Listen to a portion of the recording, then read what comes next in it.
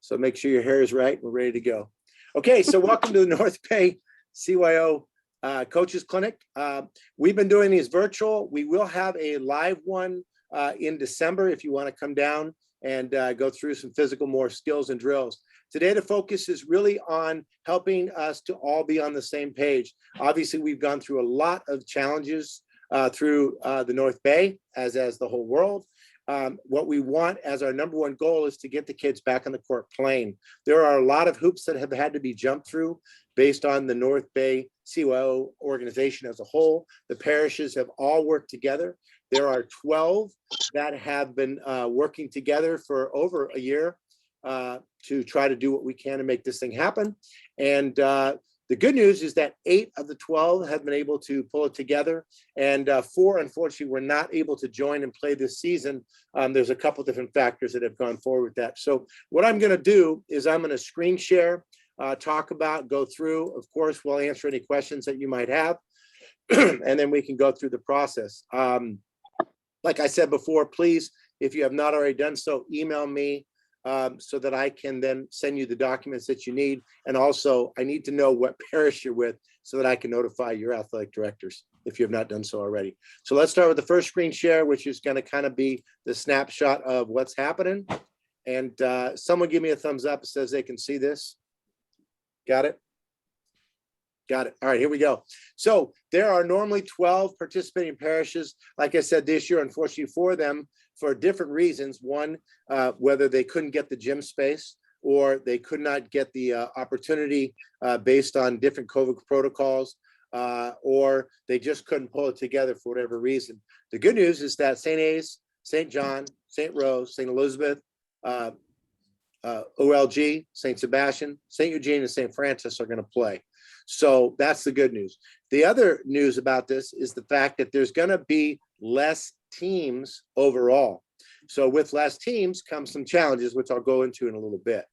But in order for this recreational Catholic Youth League to play together and all be on the same page, we have to make sure we're all following the same guidelines.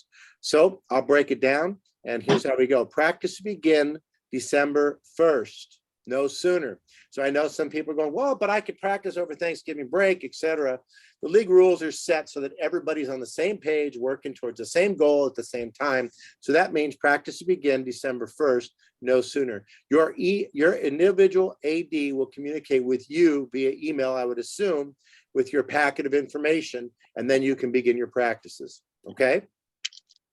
Games will begin the weekend of January 8th and 9th. So you will have a break.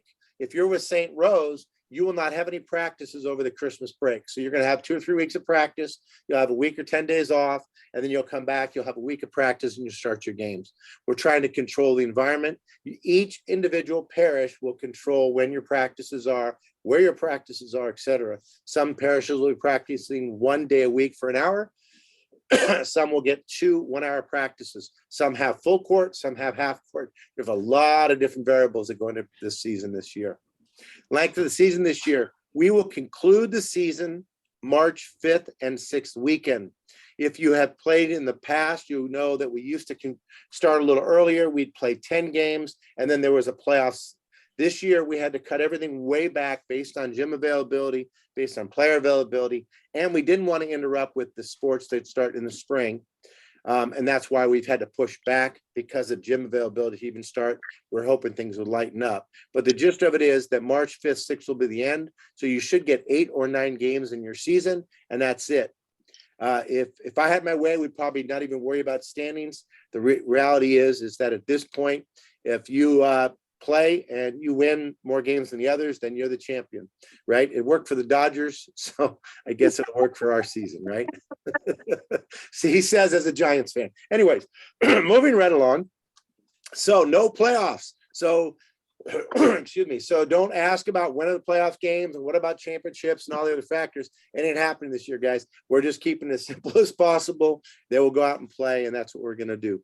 Division-wise, and I will go into this a little more in depth, but the gist of it is that there are third grade teams are divided up equally, and then they will just play, okay?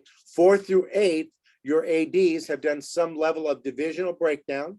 Normally, we would have divisions that could go anywhere from 1, 2, 3, 4. We've even had 5 divisions before. The largest division we have this year is 3, and very few of them. So our teams will be playing in either Division 1 or 2 in most cases. On the girls' side, you may just be all one division, which I'll show you a little bit more information about that in a bit. Okay, so we try to make larger team divisions so that instead of being stuck, if your kids haven't played in a while, which is most of us, right? Instead of being stuck in a 4 or 6 team division playing against a bunch of competitors, and maybe you guys aren't going to be that good, or vice versa, we made larger divisions, which made it easier so that you may get your butt kicked one game, you may have a great game one game, and you may kick somebody else's butt. And that's just kind of the way that it falls this year. We're doing our best with very limited opportunity in terms of particularly numbers of players that will be playing. The league schedule is a massive undertaking. As you can imagine, we have to coordinate normally about 3,000 kids. This year, it's about 1,800, maybe close to 2,000. So, but they have to coordinate which gyms are available, which days are available, which hours are available, and then what teams are available, and then package those together to put it together. So I would say by the 20th of December, you should expect to see your schedule.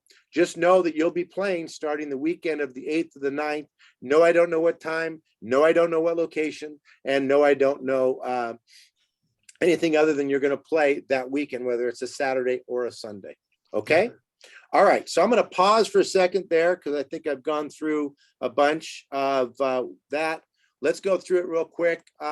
Drew, what do you got for me? Any questions, answers, good, clean, funny jokes? Got to unmute. You're good? Good? Okay. Let's see. Jennifer, I made you laugh. That's good. What else you got for me? Anything? No, I'm good. Pretty simple stuff. Okay. Anybody got any questions, or we're good? Everybody so far? I know I'm going through this pretty rapidly, but it feels like it's all just kind of, information, right? And information is information, it's power, but I want to make sure again that we're all kind of all on the same page. Those of you that don't want to show your smiling faces, it makes me sad because I do like to meet everybody, because I will see you as you come through the gyms, but I get it as we're all real busy. There he is, except there you are. Hi, Melissa. Steve, everybody coming through. This is great. There we go. Now we get to meet everybody, because ultimately this is a village, right? This is everybody that we've got coming forward, and we're all working together. And this is the community. No matter what city you're in or what parish you play for, we all are our community, and we're counting on everybody being on the same page as we work forward. So thanks for jumping on, everybody. I appreciate it. And I see some of you are out at the soccer field and you're jumping in. So great. Good for you for doing it. Okay. Coaches protocols. You probably have already gone through this. Everybody can see my entire full screen. Is that right? Yeah. Okay. You know what I'm gonna do? I'm gonna make this easier because it does tend to work better, especially if you're on a phone. So go back to this page here. Here we go. Okay. Coaches protocol. Everybody's vaccinated, right? And if you're not, then you need to get a test each week and show your parish AD. It's an honor system that everybody's counting on, but you got to prove it. And this is basically to make sure that we are controlling the environment and doing the best we can to keep the kids, the coaches, the referees, the fans, everybody safe. Okay, so this is the next one, which is very important. And unfortunately, it's going to maybe freak some of you out, but hang with me. These are the guidelines this year. All right, you are limited to 3 fans per player per game. So that means when you're going to enter the gym and you have 10 kids, that means that your team is allowed your 2 coaches plus maximum 30 fans. That's kids and adults combined. So it's going to be your responsibility to manage that. What we don't want to do is make the gym monitors have to argue with people over, well, I've got 4 and I've got this. It's just not going to work. The protocols are to protect, just in case we have to do tracing, and also to control the numbers of fans in any given gym. We want it to be consistent. We know that some gyms are much larger, can handle more fans, but there's a lot of gyms that are smaller. Excuse me. And it is tougher when you have to deal with that many fans in the gym. Okay. Each parents or fans will wait outside during all practices.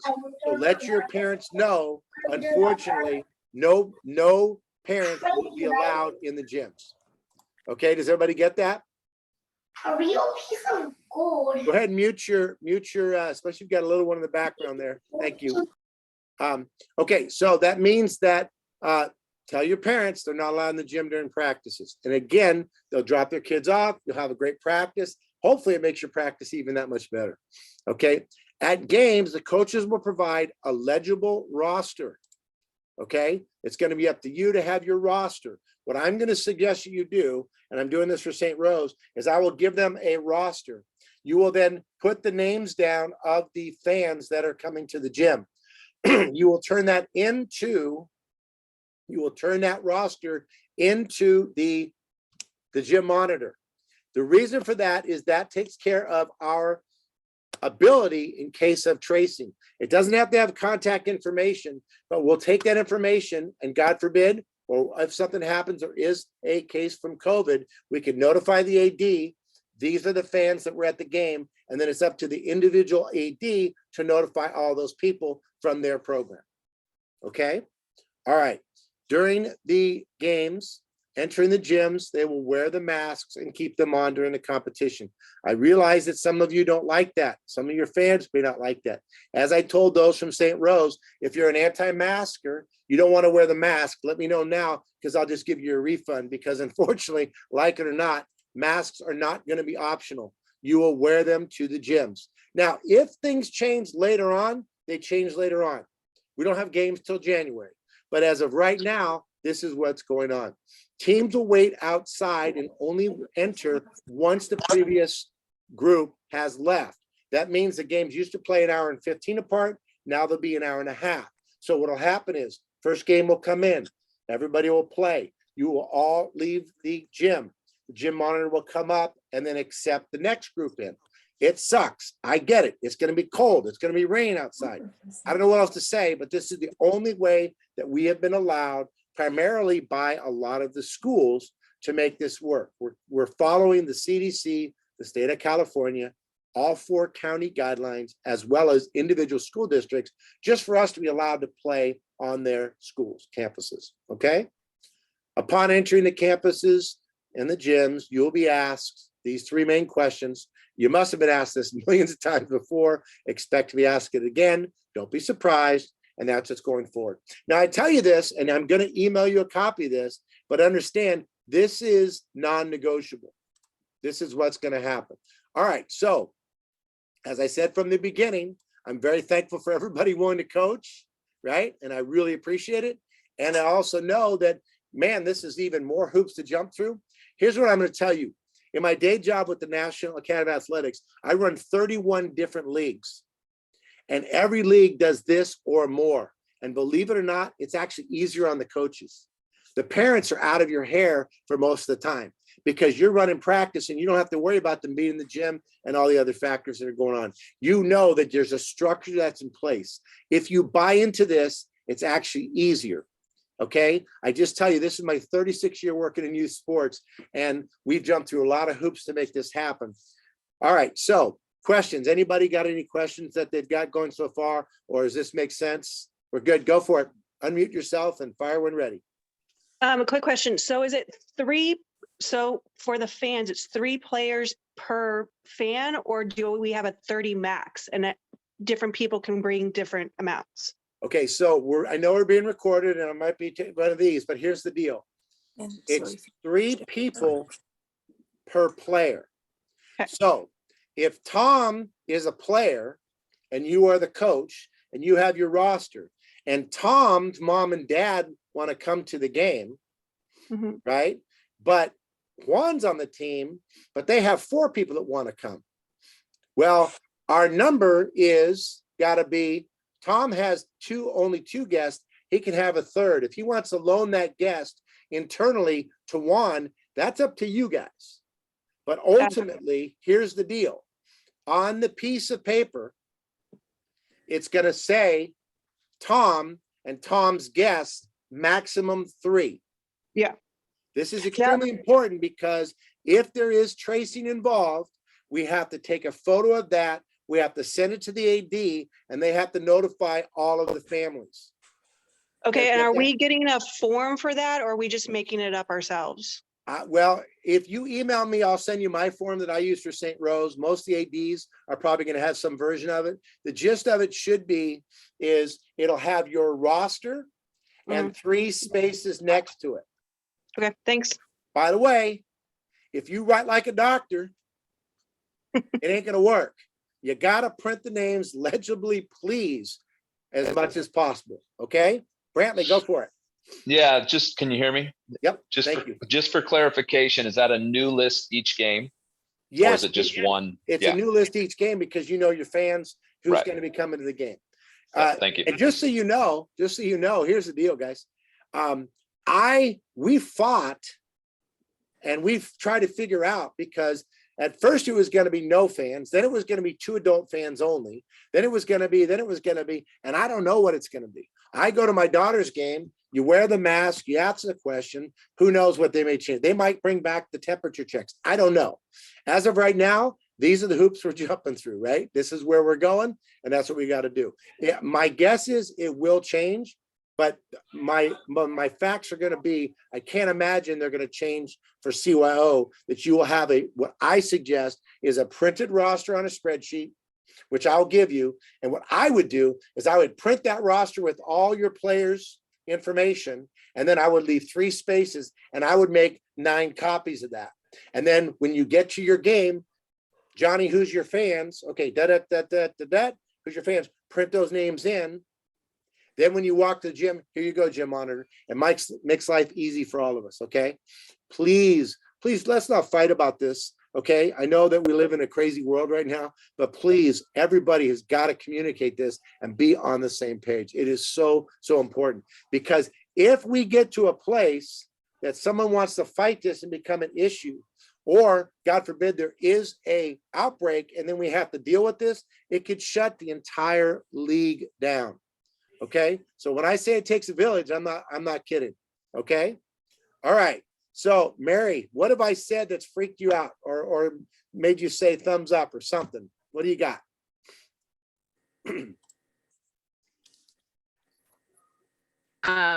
I just finished coaching Madrone's basketball team, and let me tell you, it was nice not having the parents there. So, but jokes aside, sounds great to me. I'm on board. Okay. All right. Anybody else? I just checking in with you. Anybody else here?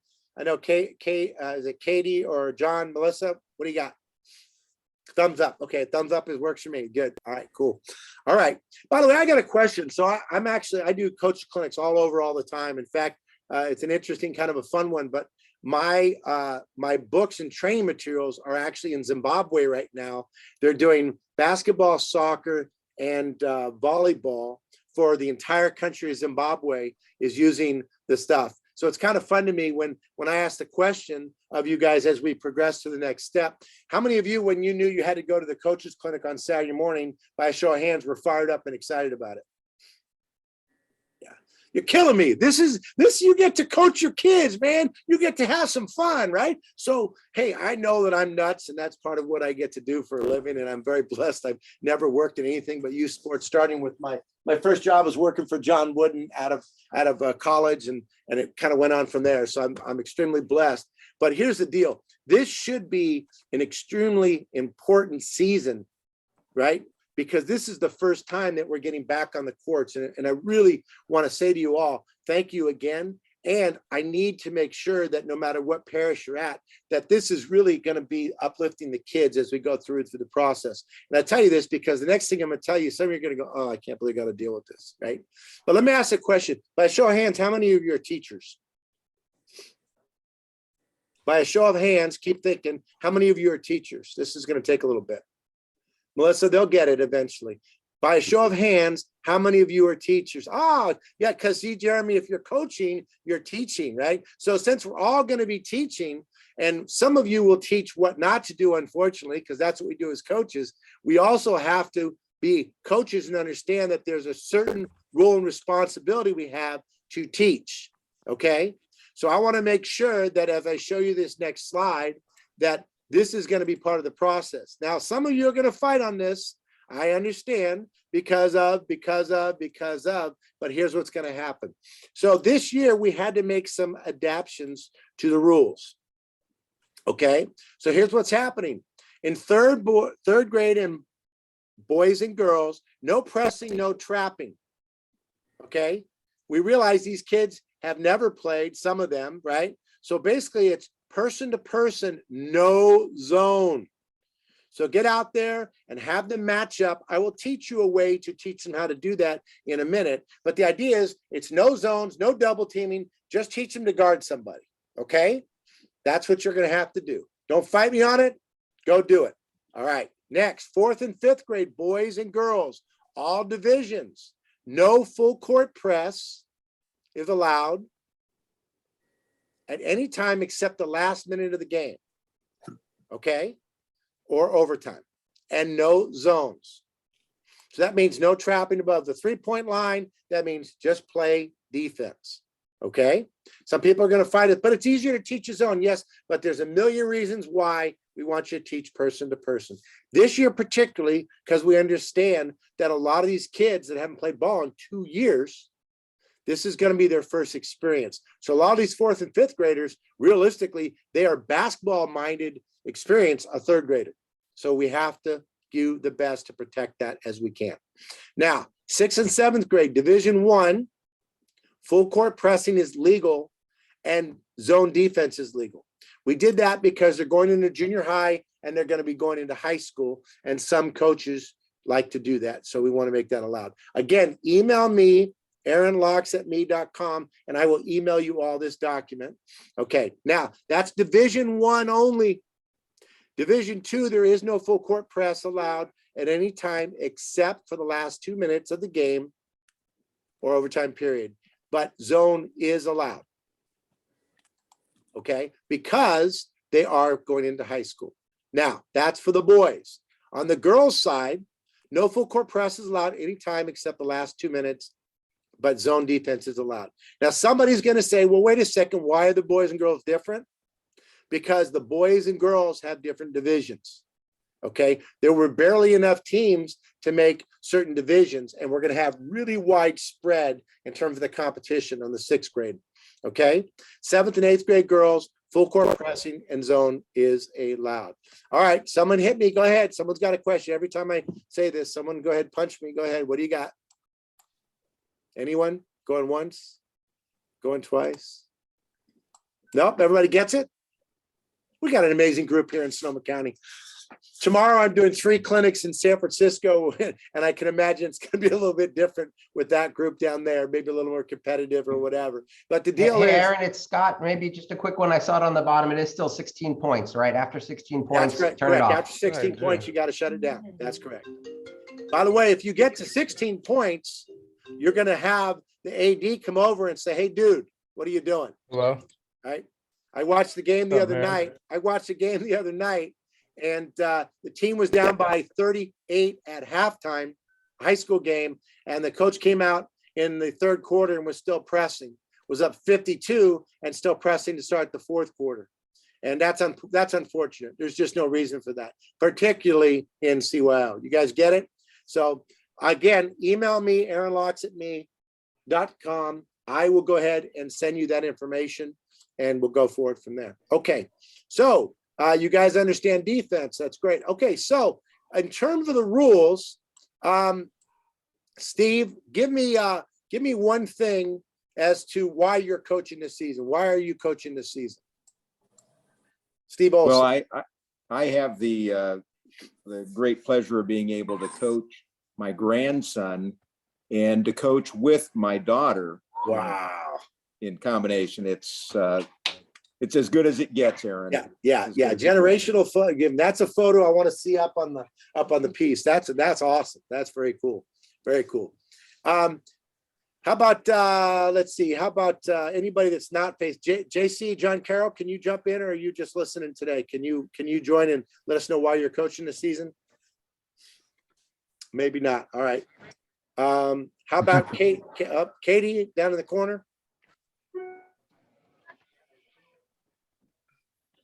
All right, just getting credit. I get it. All right, fair enough. Juan, how about yourself? Buenos dias. Good morning, everybody. Morning.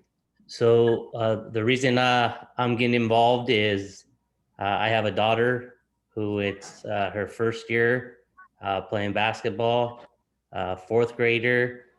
We're actually fortunate that we have a team, being that we live in the small community of Cloverdale. And besides that, it's good to get back in the game. I once was the JV head coach, girls basketball at Cloverdale High, and I'm the announcer for girls basketball at Windsor High School. Oh, very cool. I recognize that voice. That's what it was, right? is Mary Beth still involved up there in the Cloverdale community in basketball at all? She's only doing AD for Washington Middle School. Okay. But her and her husband are no longer involved with the girls basketball program. It's now Mac Butler.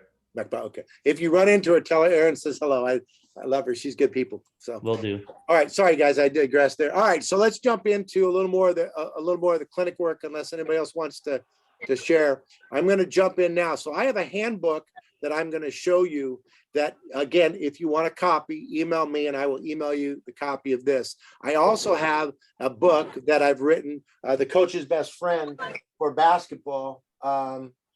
Anyways, if you want a copy of that, let me know. You can get it on Amazon for $12.95, or let me know. We'll get you a copy of that. We can set you up because I really want to help make the positive experience for everybody. So we can do something with that and help you out as well. You can come by and pick it up, or we'll go forward from there. All right. So the next screen, which will be our last screen for the day, is the coach's handbook. So somebody give me a thumbs up, says you can see this. Beautiful. All right. So North Bay Sea Road Catholic Youth Organization. So I'm going to go through. This is a handbook that you normally get stapled, but this is an email version. So here we go. So diagramming plays, those of you that are going to have a clipboard actually diagram plays. There's lots of different things. What we do try to do is to make sure that you have explained what you're going to do. These are the common signals that you'll use when you diagram the play. X is a defender. O is an offensive player. The one thing that I would just recommend, which is kind of an interesting one, which you guys might think is funny, but I remember the first time watching. So when you're coaching and you draw a play, you may draw the play this way, but when you show it to the players, they're looking at the exact opposite. So when you draw the play here, turn it the other way so they can see it. Because when they go back on the court, when you draw it, when you go back out, you know what's going to happen? They potentially are going to do the exact opposite because of how you've drawn it up. So you have to do the opposite direction for them when you diagram plays. The other thing, when there's a timeout and you're going to bring the kids to the side, what I suggest you do is always ask the officials, where is the ball coming in? So you know, because a lot of times you're thinking the ball is going to be out under the basket. So you set your kids up to take it out under the basket. And then they say, no, it's on the side. And you just wasted a timeout showing your play. And unfortunately, it's the wrong spot. Okay. So when you ask for a timeout, try to find out where the ball will be coming into play. All right. You know the philosophy in terms of CYO. Basically, this is a Catholic youth organization. There will be a prayer before the game. It is really up to you to make sure that what we're going to do this year as we share this is basically, instead of holding hands, they will spread out and give a little bit of space. The home team will be responsible for providing a player to go ahead and read it. And if not, then the coach will go ahead and be the one to read the prayer. Okay. There may also be a COVID statement this year. I don't know yet what's going to happen. We're still figuring that out in terms of going forward. Okay. All right. Moving back to the screen share. First aid. Most of you are not doctors. You don't play one on TV. So basic fundamentals. Take all complaints seriously until you've investigated them. We don't know. And with the COVID side of things, make sure that if someone is sick, that you don't pull the fire alarm right away, but find out specifically, and then it's your responsibility to notify your athletic director and the families, and they will take it from there. Dealing with parents. So how many of you have coached before by a show of hands? Great. Okay. So good. So most of us realize, like my good friend Mary said, that not having the parents in the gym at times is actually a blessing, right? The biggest challenge when coaching can be the parents. My recommendation is that there's a way to communicate with the parents, but I'm going to give you a couple tools that have worked for me doing this years and years and actually decades. Number one is you control when, where, and how long any conversation lasts with a parent. It's up to you to invite them into that conversation. If they want to have a conversation with you at a time that you're not prepared to have the conversation, and I highly suggest those conversations do not happen in front of the kids, particularly the first part. What you want to say is, I would love to have this conversation with you, but it's not going to happen right now. You have my cell phone, send me a text, and we can either have a call or we can meet at Starbucks and have a conversation or wherever you go, but this is not going to happen right now. What I have done with my parent orientation for those in my group, the ones that we run in all of our leagues, we tell the parents that they will ask for permission to have the conversation. But the bottom line is that I've told them right before the game is not the time to talk to you. Right when the game's over, or practice over, and you're trying to organize and herd cats and get all equipment together is not the best time. God bless. Is to have those conversations. Okay. So it's up to you to have the conversation with them early to let them know when, where, and how long you'll have any conversation. You guys understand that? Because understand this as a parent, what you permit as a coach, what you permit with them is what you promote, right? So it's going to have, hey, Jennifer, I got this great play. Hey, I want to put it in for the team. And you're like, hey, you didn't volunteer to coach. You didn't jump through the hoops and do all this. So you're going to have to back off and leave me alone. However, you are going to have to be willing at some point to have the conversations with them. And it's very vital it happens. I teach because of my process, and I'll give you a quick story that happened with getting them on the same page. My son, when he played football way back in the day for Powell, and he was a little dude, he was blessed. He caught a couple of passes, right? So then he thought he was a great receiver and he should get the ball all the time. Well, it was a rainy day. And what happened was that they go out and they didn't throw the ball to my son. So they won the game. I think it was 10-7 or something, but my son was sad. In fact, he had teared up after the game. So he came to me as dad and said, and I said, what's the matter, bud? I don't want to talk about it. I said, all right, whatever. So about half hour later, because we were hanging out, I said, what's going on? And he said to me, he goes, well, they didn't pass me the ball. And they always pass me the ball, but they didn't trust me the ball. They didn't pass me the ball. They don't trust me. So I wanted to talk to coach, right? So instead of going up to coach and going, how come you didn't throw the ball to my kid? I waited away from my son while he was at the smack bar. And I said, coach, you got a second? He said, sure. Now this is Coach Thomas. I don't know if you know him, but he's about 6'8", about 320. He's a big man. And he leans down and he goes, what's going on? I said, hey, Mason has a question he wants to ask you, but he's a little nervous. And he wants to talk about passing and what happened during the game. He goes, oh yeah, no problem. Bring him on over. So I went and got Mason and we went over and I said, we were away from everybody and said, hey, coach, and Mason, go ahead. And Mason asked the question. But before, coach got down on a knee, which I thought was great. He was still taller because now he's down on a knee, but he's somewhat eye level. And he says, Mason, what's the matter, bud? And Mason said, hey, you didn't pass me the ball all game. What happened? You guys passed me every game and you didn't pass me the ball. And Coach Thomas put his hand on his shoulder and said, it wasn't you, buddy. The ball was wet. We didn't think the quarterback's hand could hold it, or it might slip. And even if he did, it would slip out of your hands. So the ball was wet. And my son, in his little confident way, said, my dad throws the ball at me in the pool all the time. I would have caught it, right? Which I loved his confidence. But the cool part is it was such a great conversation because now my son understood, right? So he said, hey, don't worry, bud. We'll get the next one. And my son went on his way. So I said, hey, thanks, coach. And you know what coach said to me, because he knows what I do for a living? He said, man.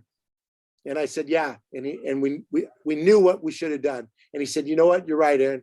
I should have told him before the game that we weren't going to run passing plays because the ball was wet. And that would have changed my son's entire experience during that game instead of having expectations. Fair enough. So reason I tell you the story is I think it's important for us coaches is to communicate things to the kids as best we can as what to expect during the experience, especially now as these kids are going through something. Many of your players have either never played, never competed. And we have a huge challenge with the kids that you're coaching right now. There's a study that was done. I speak and work with, do you guys know the Aspen Institute at all? There's a group that I work with and they do nationwide, actually international trainings. In fact, I have one coming up from BSN. If you guys are interested, you can jump in and listen. 78% of what kids hear every single day from the moment they get up until they go to bed is a direction or a correction. It's crazy. Steve, what is your grandson or granddaughter's name? Callahan. Callahan? Yes.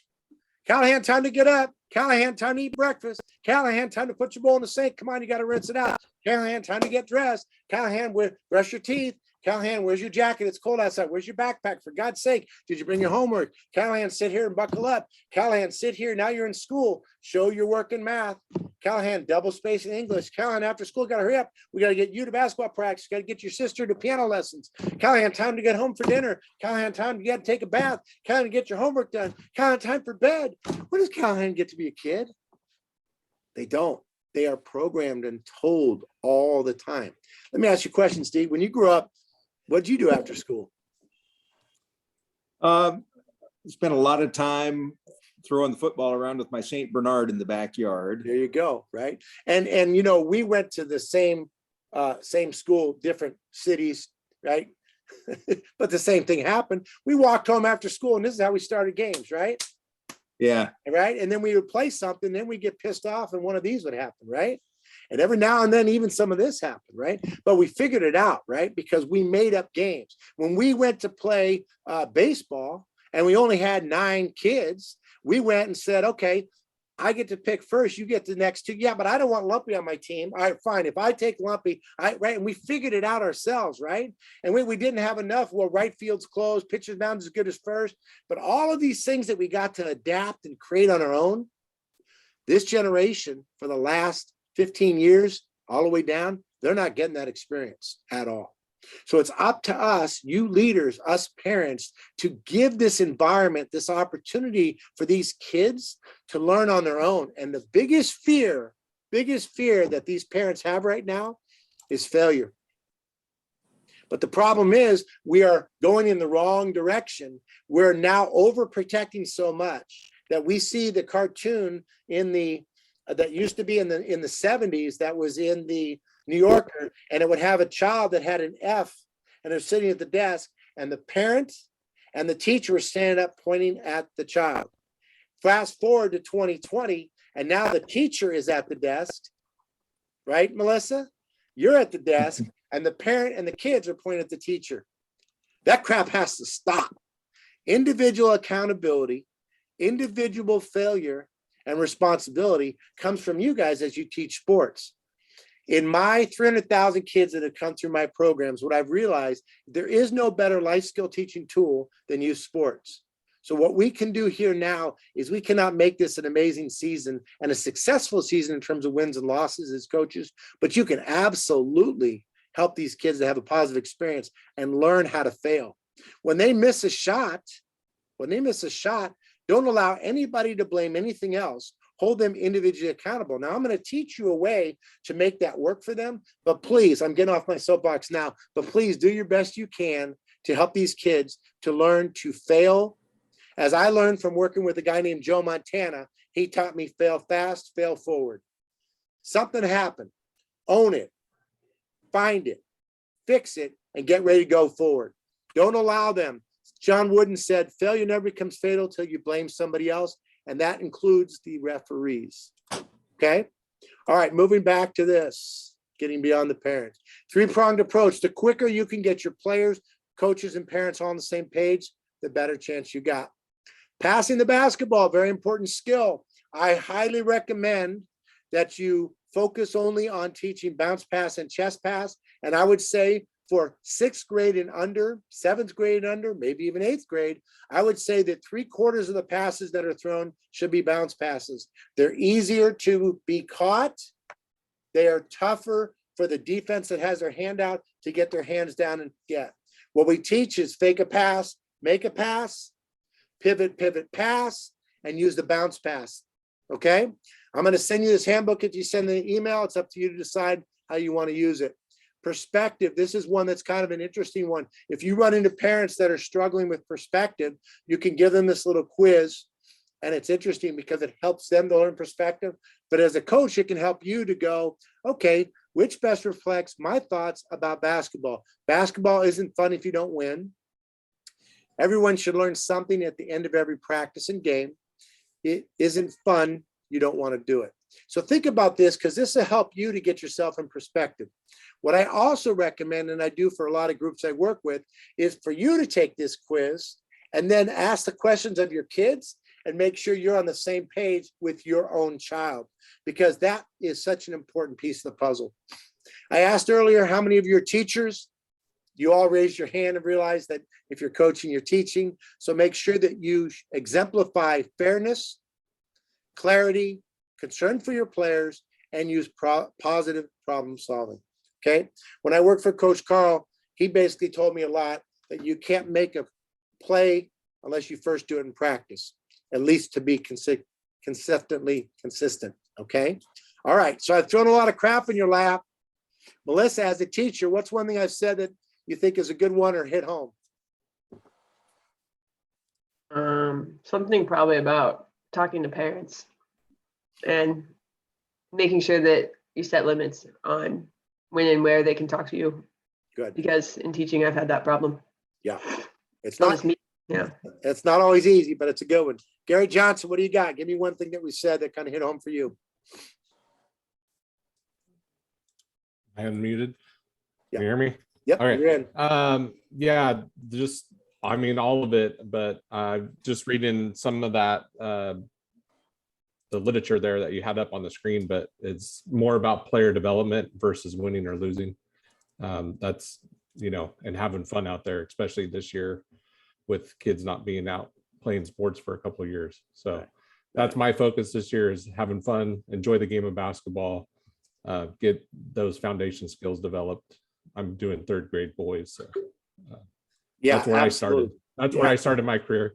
There you And go. I don't know if you recognize me, but I used to work for you a long time ago. I do recognize you. I do remember. Yeah. All right. Back at University Yeah. of Sports, right? Yeah. Yep. Yep. Yeah. Yeah. Good to see you and good Yeah. to see the connection. I'm glad to be back coaching again. Yeah, that's awesome. You know, And- Steve, to your point, I have 4 generations of that people, because I guess I'm old, but that have gone through that, you know, have played and then worked for me, and then their kids. And now I have grandkids of those that have worked for me that are playing. So it's a real cool experience. In fact, I ran into someone we were with when I worked for the Lakers, that there's a connection in LA. They now live up here, and their granddaughter is playing for us, which is just blowing me. I'm just like, oh my God, I'm old. But anyways, it's a cool experience for everybody. And that's what CYO is all about. It's about the community and what we get to do. So good.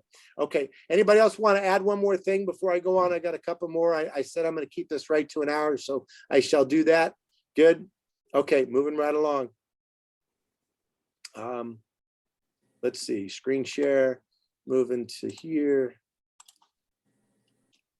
Okay, teaching cycle. This is one that I invented. It actually, it's called Talk, Teach, Play. When you teach skills, what you want to make sure is to keep the kids engaged. So as you go through an hour of practice, what you're going to want to do is you're going to want to warm them up. And then what I do with the teaching cycle is basically we do 3-6-6. For your younger kids, it could be 2-5-5, 12 minutes. So keep your instructions very minimal. These are going to be more experiential learning by trying it. But if you're teaching bounce passing, okay, here's the 3 fundamentals. You want to hold the ball from the side. When you throw the ball, thumbs behind, you'll end with your thumbs down. Use your legs and follow through. You're going to bounce the ball 3/4 and receive it. Good job. Okay, so then you're going to practice for 5 minutes the skills and drills. And then after that, you're going to want to do some fun competition using what they just learned through those skills. See, the problem is what happens is those that have played a little bit, Jeremy, I guess you played a little ball, right? You've probably had a coach at time that said, okay, we're going to work on this. And then you work on it. And then it's time to scrimmage. And then somebody makes a mistake and the coach blows a whistle and says, up, and goes back and tries to teach you again, right? You've played for that guy. It's not much fun. Don't be that guy. Like, let the kids earn play, and they have to give them that. So in my situation, I would say warm them up. Do a talk, teach, play, water break, talk, teach, play, water break, talk, teach, play, water break, scrimmage. That's an hour of practice and you're on your way. Because then you get 3 different skill sets throughout practice. So your first one might be fundamentals defense, passing, and dribbling. The next practice might be whatever those things are, okay? The quicker you can make things go and keep them moving, the more you can combine different skill sets within, the better chance you have of them learning how to play the game. But understand, most of your kids, they're not going to know the rules. They may not even know that they can't run with the ball. They're not going to know they can't dribble with two hands. They may not know the out of bounds lines. Even when you go to diagram and explain to them, you may have to let them know, hey, Jeremy, this is the mid court. That's half court, right? This is the jump circle. This is the top of the key. This is the free throw. This is the elbow, right? You're going to have to break all this down because a lot of these kids, it's been a while for them. So the more you can break it down in advance and do that, the better it's going to be. Okay. All right. Referees, I'm not going to get into it. All I'm going to tell you is leave them alone. Leave them alone. Leave them alone. If you're in my program and you mess with the referees, we have a problem. Okay. If you're in other programs, I hope the same thing. Leave the referees alone. Okay. Here's ways that you can communicate with them. I refereed for a lot of seasons from top level college all the way through high school. And I'll tell you right now, these guys are not making enough money to get threatened and yelled at and screamed at. So don't make things personally. Choose to question officials' call, but don't question their integrity. So instead of saying, what the hell are you doing out there? You might say, hey, can you explain to me because I don't understand. The way I generally say, if you want to be able to ask anything with the officials, seek to understand before trying to be understood. So if Gary was refereeing, I say, hey, Gary, can you explain to me? I didn't see what happened on that play. And then if Gary says, hey, he moved, he was late getting there. Thanks, I appreciate it. Now I can tell my player, even if I disagree, right? But remember, it's all about different angles. I'm going to show you something real quick about officials. So I will need some help with this. So let's start with Juan. What do you see? Looks like a coin to me. There you go. Tom, what do you see?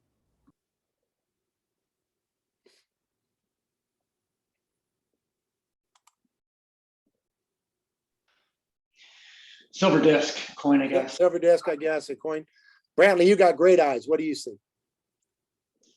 Oh, sorry. I see heads of a coin. I like it. Okay. I'm looking at the same thing and I see tails.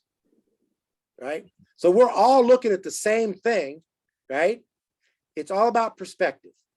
And when I refereed, I know that when I'm standing on the baseline and I'm looking at the play and I'm trying to look at the distance between the two, and I've been trained, I'm doing this, and you're sitting on the bench trying to manage all the stuff, emotionally charged, and you see a disc, a silver disc, heads, a quarter, a coin, whatever it is, please leave these guys alone, okay? Understand it is really all about perspective. If you can control your emotions, getting back to what you need to do is leave these referees alone. If you do have questions or things are unfair, my recommendation is just have the communication with them as best you can, okay? The other thing that I would say, which I would highly recommend, is when they come in the gym, is say, thank you for being here. Because right now, we are hurting for officials in Sonoma County, actually all over, because referees don't want to do it anymore. They're tired of getting yelled at. They're tired of getting threatened. They're tired of getting beat up. Okay. And as you all know, that work anywhere, it's hard to get anybody to work anywhere these days. Right. So this is just one more piece of the puzzle, because if you chase them off, we got nobody to do it. And that's not going to work. They're an important piece of this. All right. Again, trying to get off my soapbox as best I can. All right. Today's kids, I talked to you a little bit about it. What I would say, though, is they are different, right? They are different than we were kids. When I was a kid, Tom, when you were a kid, coach said ran through the wall. We just ran through the wall, right? Nowadays, kids are different. You know what kids are going to say now? Kids are going to say, wait, you want me to run through the wall? That's going to hurt. And by the way, did you know my dad's a lawyer? Right? So times have changed. So my recommendation is explain to them the why. They want to know the why. Give it to them, and that will help them. That'll help you as they go forward. All right. Selecting the offense and defense. I won't get in for that. Teaching dribbling. These are the reasons why we dribble. I know they watch Steph Curry, and he's amazing at it, right? And sometimes he does like to get a little fancy pants, right? But the reality is that you're bringing up the ball at the court to attack the basket, to correct or get a space for a passing, or to avoid double team. Those are the four reasons why we dribble. So explain your kids get in triple threat, be strong with the ball, and when you dribble, dribble with a purpose. Okay? How to get open. This is a skill set that I think is vital, and we don't do enough time on it. So I would definitely make one of your skill sessions. The V cut, pin down, L cut, and backdoor cut are things that we train through the National Academy of Athletics. Even if they get one or two of these, it's vital. When I coached my son's third grade and my daughter's third grade team way back when, we started with a V cut at the wing. They run down, they touch the low block, and that's an energizer like a video game, and they get to quadruple their speed when they come back out. So they go in slow and they come out fast, and that gets them open to get the ball. There's 21 different ways to sets of offense in the game of basketball, and 16 of the 21 start with a pass to the wing. You might want to teach them to get open at the wing. It's a good skill. The other one is the pin down, where they go down and they reverse pivot. So they actually put their backside against the defender, come back out. The L cut, which is, as you can see, and then the back door when they overplay and they can go back through. Teaching them to move with a purpose is vital. Okay? All right. Be quick, we don't hurry. You're going to have kids that are going to run all over the place. I'm open, I'm open, I'm open. You're going to have beehive. They're going to want to all stay together, right? So what you're going to want to do is help to separate them by teaching them how to get open. This will be very, very important. Okay? The fundamentals, as you go through and teach the kids, these are the basic fundamentals you're going to want to teach them going forward. Basic defense, footwork, ball handling, rebounding, passing, and dribbling.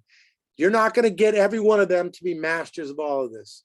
In 8th grade, they better know all of these things in terms of being able to play, right? There's another piece of this is obviously is going to be their ability to shoot the ball. The things that I'll tell you is that right now, their shooting techniques may be a little bit of funky. I'll give you 2 pieces that I found as someone that could shoot a little bit and the training. Rick Barry is my kid's godfather. There's a little bit of a connection there with Rick. And he basically says, here's the bottom line.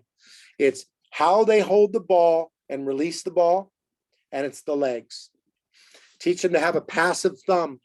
If they have an active thumb, that means they're basically able to keep that elbow out and throw it instead of having a passive. If you can teach them to have the pizza tray, whatever you want to do, hold the ball, turn, lift it up, and shoot here. It really doesn't matter what the rest of the body does. Try to get them on balance, but this is the shooting. Okay, this is the form. And then shoot with their legs. The reason why kids struggle is they try to shoot with their arms instead of their legs. 70% of it is lower body, and the rest is just this. If they can do this, they can shoot the ball. Okay. And so you'll want to practice that. You'll also realize, by the way, you're going to have 6 or 8 practices before your first game. You're not going to make them great shooters. You're not going to make them great ball handlers, but you can introduce the skill to them so you can give them homework to go home and practice it as they go. How many of you, like me, used to lay in my bed and do this before I'd go to bed until the ball fell and hit? And I heard my mom, go to bed in! And I went, okay, time to go to bed, right? That was me. That's how you become a good shooter. Okay. All right. Okay, good defense. I give 3 basic rules. 1 is that you want to teach them to stop the ball. 2 is be between the person they're guarding and the basket, because if they're between them and the basket, they got a chance of playing D, and be able to see the person you're guarding and the ball. If you can teach them these 3 rules, you're doing a great job. Okay. Again, if you email me, Aaron Locks at me, I will go ahead and reply back and send you the handbook. Here's a practice schedule that we've designed. This is actually modeled off of Coach Wooden's. I could tell you guys another time a long story about it, but basically this is how you do it. And this is what I suggest that you do, is you can break your practices down this way going forward. Okay. Okay. So I'm going to go through and just randomly go. Drew, I need you to unmute and give me one thing today that has made you go, man, I'm a better coach now because I spent the last hour listening to this crazy guy. I just say this is a reminder to teach the kids all the things that you want them to learn in the beginning of their practice, and just doing scrimmages at the end. This is my 5th year since 3rd grade, so that's always worked for me. And it's just a good solid reminder of teaching the kids fundamentals. And remember, Andy, I haven't been on a court in almost 2 years, so just be patient and teach them to have fun. Good. I like it. And Mary? I like the idea of scheduling the time to discuss with parents about what they want to talk about or what we want to talk about. So I Right. think that's Yeah. good advice. Good. Hey, by the way, I have a letter.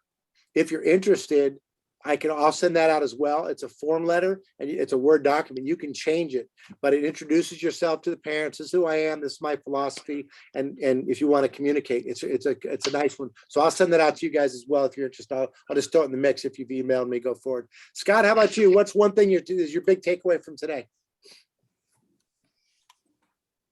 Got to unmute, Scott. No problem. Maybe I should unmute there. That's even better.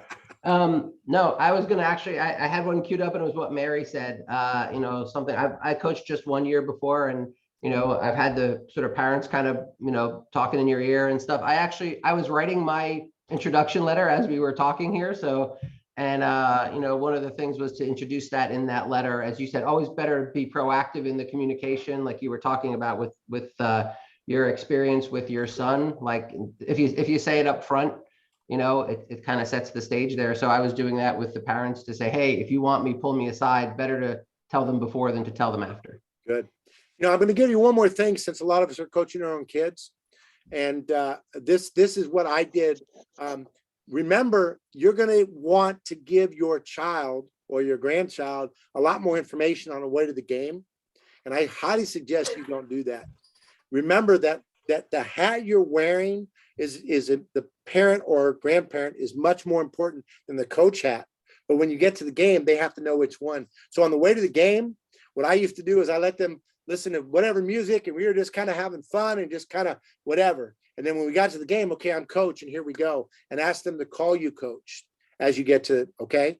And then after the game, this is vital.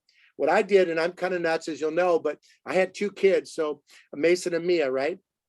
So we would usually have to go from one game to the next. So let's say we just finished the game. So whoever just got done playing, I would let them decide if they want to sit in the front seat or the back seat.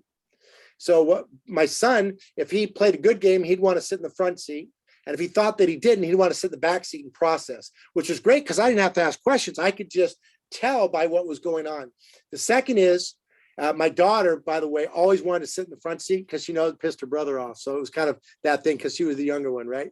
And then the second thing that we found is that I would let them choose what radio station. So my son, he liked rap. So, okay, we'd throw on a little rap and we'd drive her or whatever. And that way it was kind of his choice. And my daughter liked country. So we throw on the country and a little Lake Shelton or whatever, and we're driving down the road. But it gives them the power back after the game. It also keeps me from wanting to ask questions. What happened with that? Instead, just let it go, right? And then the third thing is that I would give them the power to decide where we were going to go next. So if we're going to stop and get a smoothie, or we're going to go to Applebee's or whatever it is, they got to choose where we go. And by giving them the power, what happened was it was amazing because they knew it was safe after the game was done that I was dad again and we were just rolling along, whether I was coach or not. Here's an interesting story. My daughter's 4th grade year, we were actually up in, I think it was Cloverdale or Ukiah, one of the two, and the game was done and she wanted to go to Applebee's. So we got into Applebee's and we sat down, and sure enough, we didn't talk about the game yet and the whole deal, but she grabbed the pink and white sugar packets and she put them on the table and she showed the zone that the team was playing with the pink packets, and the white packets. She was going, Dad, we could have done this. And and she was diagramming plays. Man, that's what we want, right? So as you engage the kids, I would suggest to remember it's their journey. For CYO, our number one goal is that they remain safe. Number 2 is that they have so much fun and learn to love the game and learn the fundamentals that they want to keep playing. Sadly, statistically, 68% of kids that sign up to play a sport between the ages of 6 and 12 will quit after 2 seasons because it's not much fun and too much pressure to be successful. So try to do your best to keep things in perspective as you can. Okay? All right. We've gone over a lot of information. We've gone to exactly 1 hour. I've kept my promise. Any questions? Any answers? Good, clean, funny jokes? All right. Here's what I'm going to ask. Like I said, if you want the information, send me the email. I'll email you back. I'll send you all the documents. If you're interested in my book, let me know, or just visit nationalacademyofathletics.com. You're probably getting information about our camps and programs as well. In fact, we've got one that's sold out, but one coming up this week at Thanksgiving. We'll have another one over Christmas break. So on behalf of the parents that don't say it, on behalf of the kids that don't know to say it, thank you for coaching. I really appreciate it. It takes a village. I will see you when you come up to St. Rose at either Cardinal Newman or at Sonoma Country Day School. Thank you, and have an amazing, wonderful season. Stay safe, everybody. Appreciate it. Thanks, Aaron. Thank you all. Thank you so much. Thank you, Aaron. Bye now. Thanks, Aaron. Appreciate it. See ya. Thanks, everybody.